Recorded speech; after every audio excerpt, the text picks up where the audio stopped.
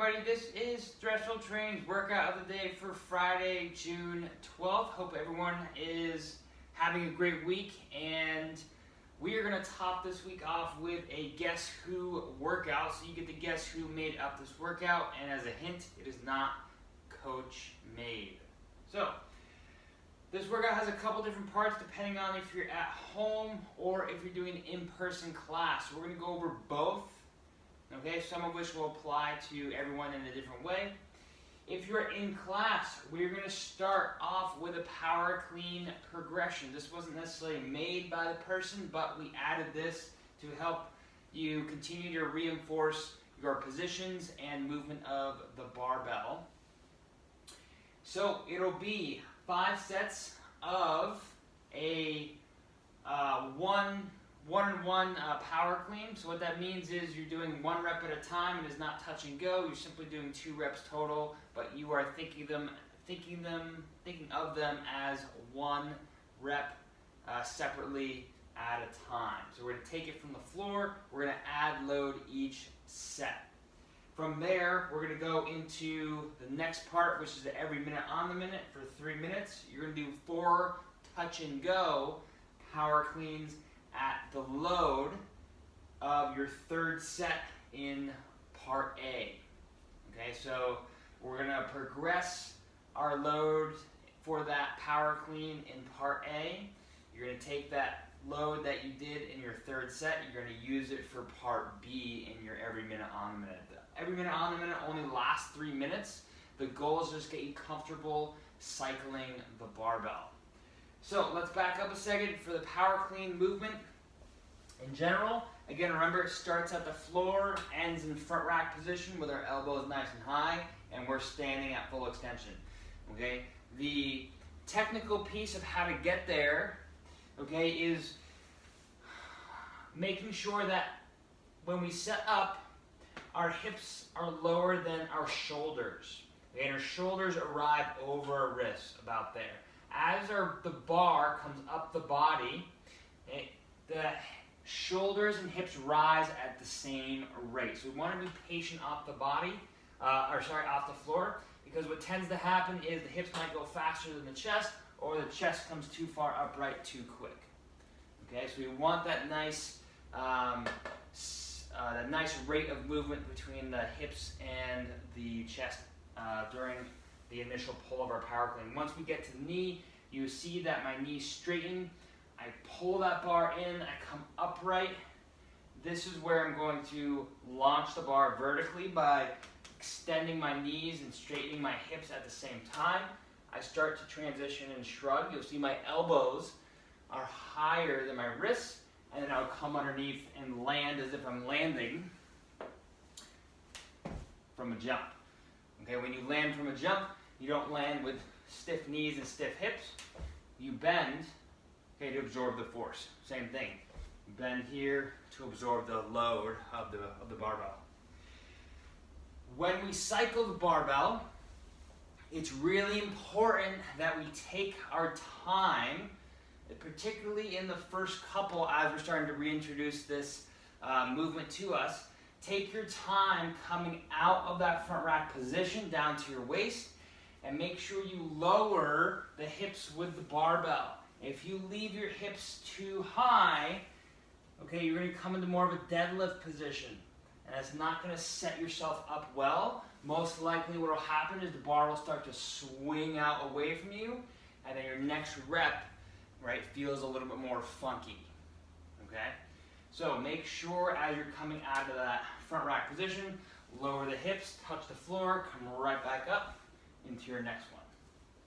If you're at home, we're going to do a slightly different variation if you don't have a barbell.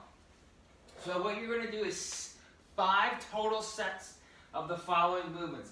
We're going to do 10 dumbbell RDLs. So you can use 2 dumbbells or 1 dumbbell. You can also use a weighted backpack, weighted toolbox or something similar. Grab the dumbbell by the hexes at the end. You're going to have slight bend in the knee. You're going to push the hips backwards. Bring the shoulders over the toes. End at about mid-shin or near the ankle. And then push down through the feet leverage the hips forward and come to standing. Okay, so notice that I am hinging at the hips. I'm pushing my hips back versus trying to squat and bend more at the knees. Okay, so what might help you is to pretend you're trying to push your hips against an imaginary wall behind you so that hips can do most of the talking. Once you're done 10 dumbbell RDLs, then do 2 broad jumps. We're looking for explosive movement. So broad jumps, I'm bringing my hands behind my torso and hips, like I'm cutting the air in half. I'm jumping as far as I can, land, pause to stick the landing, then reset, and do one more. Okay? So we're looking for a quick load, quick explosion. Take a 30-second rest, and then we'll do 10 plank pike-ups. So, if you are familiar with rower pike-ups, remember rower pike-ups is where we put our feet on the rower, hands in front of the end of the rower, and what happens is you pike your legs towards your hands. You're going to do the same thing with a towel on a floor. You can also use a skateboard, a scooter board, or something that rolls. You can also use your socks on the floor. So this is what it would look like. I'm in plank position. I'm going to pull my feet towards my hands, bring them back up, and repeat 10 times. Like so. If that's not possible, we can do 10 V-ups, like so. That would serve the same purpose but without having to slide, per se. Well then, after the pike-ups, we'll take a 30-second rest. Again, we're going to go through 5 total sets. Now, here's the guess who. So here's our sweaty portion for today. It's essentially a chipper. You're going to perform it 3 times through. Each time you perform a round, okay, the reps are going to decrease. You have a rest between each round. After round 1, you have a 3-minute rest. After round 2, you have a 2-minute rest. The weights of one of the movements, the power clean, was left open to interpretation by me. So I interpreted it an awesome way. For round 1, you were doing 15 power cleans, either alternating with a dumbbell or with a barbell. With a barbell, depending on what you choose, you're going to start at essentially a light load. So what feels like a light load to you, that could be 75 to 95 pounds for males, that could be 43 to 63 to 73 pounds for females. Then we're going to go into 20 burpees. Then we're going to do 25 total between each arm, 1-arm dumbbell strict presses, 30 ab mat sit-ups, and 35 double unders. When we're doing our 1-arm dumbbell strict press, make sure that we are pressing vertically versus out in front of us or out to the side. So keep that arm close to your head as you press. Okay, imagine you're in an elevator shaft, you're relatively closed in, and the only way you can go is up. Okay, so we're pressing up towards that ceiling, that sky. On your second round, after your 3-minute rest, you're then going to go to 10 power cleans. Now, if you're in person or if you have a barbell, we want you to increase the load.